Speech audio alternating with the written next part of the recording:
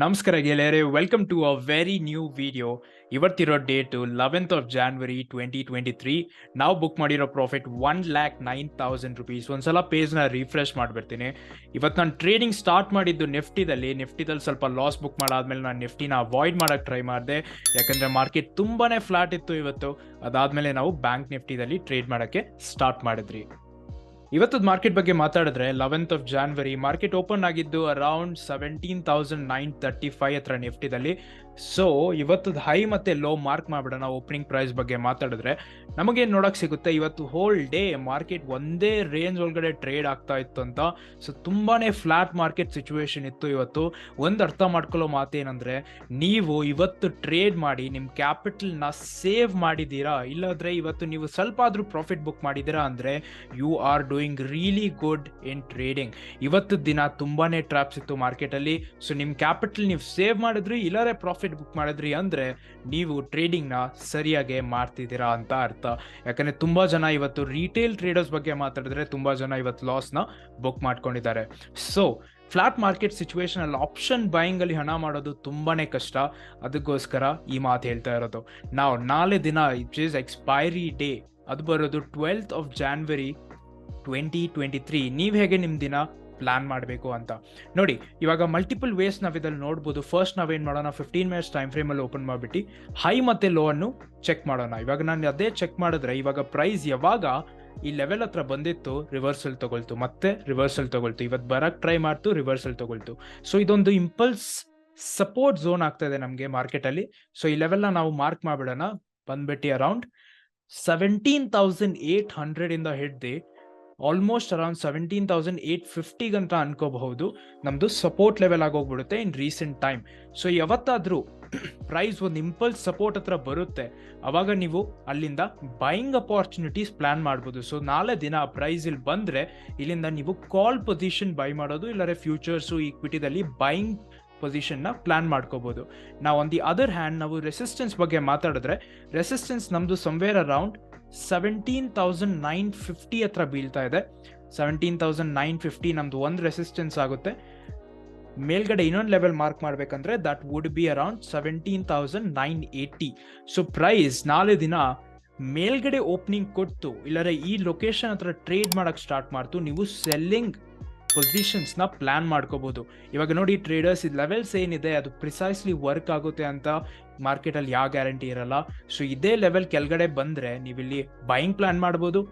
On the other hand ಇಲ್ಲೊಂದು breakout ಆದರೆ ಇಲ್ಲಿಂದ ನೀವು ರಿಟ್ರೇಸ್ಮೆಂಟಿಗೆ ವೇಟ್ ಮಾಡಿ ಸೆಲ್ಲಿಂಗ್ ಪ್ಲಾನ್ ಮಾಡ್ಬೋದು. ಸಿಮಿಲರ್ ಆಗಿ ಪ್ರೈಸ್ ಇವಾಗ ಮೇಲ್ಗಡೆ ಬಂದರೆ ನಾವಿಲ್ಲಿ ಸೆಲ್ಲಿಂಗ್ ಪ್ಲಾನ್ ಮಾಡ್ತೀವಿ, ಇಲ್ಲರೆ ಪುಟ್ ಪೊಸಿಷನ್ ಬೈ ಮಾಡ್ತೀವಿ.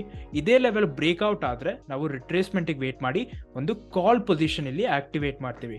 ಸೊ ಈ ಥರ ನೀವು ಮೇಜರ್ ಲೆವೆಲ್ಸ್ನ ಕನ್ಸಿಡರ್ ಮಾಡಿಬಿಟ್ಟು ನಾಳೆ ದಿನ ಹೇಗಾದರೂ ಮಾರ್ಕೆಟ್ ಓಪನ್ ಆಗಲಿ, ಗ್ಯಾಪ್ ಅಪ್ ಓಪನ್ ಆಗಲಿ, ಇಲ್ಲರ ಗ್ಯಾಪ್ ಡೌನ್, ಇಲ್ಲರ ಫ್ಲಾಟೇ ಓಪನ್ ಆಗಲಿ, ನಾವು ಹೇಗೆ ನಮ್ಮ ಟ್ರೇಡ್ನ ಪ್ಲಾನ್ ಮಾಡಬೇಕಂತ ಈ ಥರ ಸ್ಟ್ರಕ್ಚರ್ ಮಾಡ್ಬೋದು.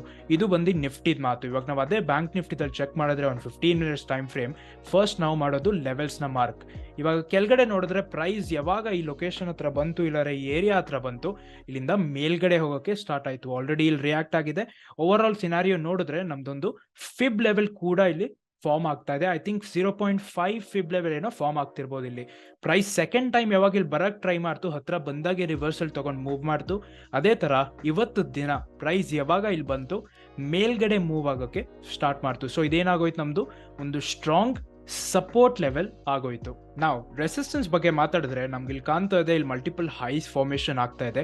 ಅದೇ ಲೈನಲ್ಲಿ ನಾವು ಕಾನ್ಸಂಟ್ರೇಟ್ ಮಾಡಿದ್ರೆ ಇಲ್ಲೊಂದು ಲೋ ಕಾಣ್ತಾ ಇದೆ ನಮಗೆ, ಇಲ್ಲೊಂದು ಮಲ್ಟಿಪಲ್ ಹೈಸ್ ಕಾಣ್ತಾ ಇದೆ, ಇಲ್ಲೂ ಮಲ್ಟಿಪಲ್ ಹೈಸ್ ಕಾಣ್ತಾ ಇದೆ. ಸೊ ಇದೊಂದು ಇಂಪಾರ್ಟೆಂಟ್ ಝೋನ್ ಅಂತ ನಾವು ಕರಿಬೋದು. ಇದನ್ನ ನಾವು ಮಾರ್ಕ್ ಮಾಡಕ್ಕೆ ಸ್ಟಾರ್ಟ್ ಮಾಡಿದ್ರೆ ನಂಬರ್ಸ್ ಬೀಳೋದು ಸಮ್ವೇರ್ ಅರೌಂಡ್ ಈ ಲೊಕೇಶನ್ ಇಂದ ಹಿಡ್ಕೊಂಡು ಮೇಲ್ಗಡೆ ಮಾತಾಡಿದ್ರೆ ಈ ಲೊಕೇಶನ್ ಗಂಟ ನಮ್ದು ಒಂದು ರೆಸಿಸ್ಟೆನ್ಸ್ ಲೆವೆಲ್ ಫಾರ್ಮೇಷನ್ ಆಗ್ತಾ ಇದೆ. ಅದು ಬಂದ್ಬಿಟ್ಟು ನಮ್ದು 42,527 ಇಂದ 42,650 ಗಂಟ ನಾವು ಹೇಳ್ಬೋದು. ಇಲ್ಲಿ ಗಂಟ ನಮ್ದು ರೆಸಿಸ್ಟೆನ್ಸ್ ಪ್ರೊಡ್ಯೂಸ್ ಆಗ್ತಾ ಇದೆ. ಸಪೋರ್ಟ್ ಬಗ್ಗೆ ಮಾತಾಡಿದ್ರೆ 41,830 ಇಂದ ಹಿಡಿದು 41,660 ಗಂಟ ಒಂದು ಮೇಜರ್ ಸಪೋರ್ಟ್ ನಮ್ದು ಫಾರ್ಮೇಷನ್ ಆಗ್ತಿದೆ. So in simple words, price ಇವಾಗ ಸಪೋರ್ಟ್ ಹತ್ರ ಏನಾದರೂ ಟ್ರೇಡ್ ಆಗಕ್ಕೆ ಸ್ಟಾರ್ಟ್ ಆದರೆ, for an example flat market open ಆಗಿ ಕೆಳಗಡೆ ಬಂತು, ಇಲ್ಲರೆ ಗ್ಯಾಪ್ ಡೌನೇ ಓಪನ್ ಆಗಿಬಿಟ್ಟು ಇಲ್ಲಿ ಟ್ರೇಡ್ ಆಗಕ್ಕೆ ಸ್ಟಾರ್ಟ್ ಮಾಡಿದ್ರೆ ನಾವು ಕಾಲ್ ಪೊಸಿಷನ್ನ ಆಕ್ಟಿವೇಟ್ ಮಾಡಕ್ಕೆ ಯೋಚನೆ ಮಾಡ್ತೀವಿ. ಅದೇ ಥರ ಫ್ಲಾಟ್ ಮಾರ್ಕೆಟ್ ಆಗಿ ಮೇಲ್ಗಡೆ ಹೋದರೆ ಇಲ್ಲಿ ನಾವೊಂದು ಪುಟ್ ಪೊಸಿಷನ್ನ ಆಕ್ಟಿವೇಟ್ ಮಾಡೋಕ್ಕೆ ಯೋಚನೆ ಮಾಡ್ತೀವಿ. ಮಾರ್ಕೆಟ್ ಗ್ಯಾಪ್ ಅಪ್ ಓಪನ್ ಆದ್ರೂ, ಇಲ್ಲಿ ಏನು ನಮಗೆ ಓಪನಿಂಗ್ ಕೊಟ್ಟಿಲ್ಲ ಫ್ಲಾಟ್ ಮಾರ್ಕೆಟ್ ಓಪನಿಂಗು, ಮತ್ತು ಡೈರೆಕ್ಟ್ ಗ್ಯಾಪ್ ಅಪ್ ಓಪನ್ ಆದ್ರೂ ಇಲ್ಲಿ ಸ್ವಲ್ಪ ಟ್ರೇಡ್ ಆದರೆ ನಮಗೆ ಸ್ವಲ್ಪ ಬಿಯರಿಶ್ನೆಸ್ ನೋಡೋಕ್ಕೆ ಸಿಗಬಹುದು ಮಾರ್ಕೆಟಲ್ಲಿ. ಸೊ ಇಲ್ಲಿ ನಾವು ಸೆಲ್ಲಿಂಗ್ ಅಪಾರ್ಚುನಿಟಿ ಪ್ಲಾನ್ ಮಾಡ್ತೀವಿ. ಹೇಗೆ ನಾವು ನಿಫ್ಟಿದಲ್ಲಿ ಲೆವೆಲ್ಸ್ ಬಗ್ಗೆ ಮಾತಾಡಿದ್ರಿ, ಅದೇ ಥರ ಬ್ಯಾಂಕ್ ನಿಫ್ಟಿದಲ್ಲೂ ಈ ಲೆವೆಲ್ದು ಏನಾದರೂ ಬ್ರೇಕ್ಔಟ್ ಆದರೆ ರಿಟ್ರೇಸ್ಮೆಂಟಿಗೆ ವೇಟ್ ಆಗಿ ನಾವು ಬೈಯಿಂಗ್ ಅಪಾರ್ಚುನಿಟೀಸ್ ಹುಡುಕ್ತೀವಿ. ಸಿಮಿಲರ್ ಆಗಿ ಈ ಲೆವೆಲ್ ಬ್ರೇಕ್ ಆದರೆ ರಿಟ್ರೇಸ್ಮೆಂಟಿಗೆ ವೇಟ್ ಮಾಡಿ ನಾವು ಸೆಲ್ಲಿಂಗ್ ಅಪಾರ್ಚುನಿಟೀಸ್ ವೇಟ್ ಮಾಡ್ತೀವಿ. ಸೊ ಈ ಥರ ಲೆವೆಲ್ಸ್ನ ಕನ್ಸಿಡರ್ ಮಾಡಿಬಿಟ್ಟು ನಾಳೆ ದಿನ expiry day which is the most riskiest day of the market of that week, ಆ ದಿನ ಹೇಗೆ ನಾವು ನಮ್ಮದು ಜರ್ನಿ ಪ್ಲಾನ್ ಮಾಡ್ಬೋದು ಇಂಟ್ರಾಡೇ ಮೇಲೆ ಅಂತ ನಾವು ಸ್ಟ್ರಕ್ಚರ್ಗೆ ಒಂದು ಪ್ಲಾನ್ ಈ ಥರ ರೆಡಿ ಮಾಡ್ಕೋಬೋದು. ಸೊ ಈ ವಿಡಿಯೋ ಇಷ್ಟ ಆದರೆ ಲೈಕ್ ಮಾಡಿ, ಮತ್ತು ಹೊಸ ವ್ಯೂವರ್ ಇದ್ದರೆ ನೀವು ನಮ್ಮ ಚಾನಲ್ ಮೇಲೆ ಚಾನಲ್ನ ಸಬ್ಸ್ಕ್ರೈಬ್ ಮಾಡಿ. ಮತ್ತೆ ಸಿಗೋಣ ಇನ್ನೊಂದು ವಿಡಿಯೋ ಮೇಲೆ ಇನ್ನೊಂದು ಟಾಪಿಕ್ ಜೊತೆ ಇದೇ ಚಾನಲಲ್ಲಿ. ಜೈ ಕರ್ನಾಟಕ.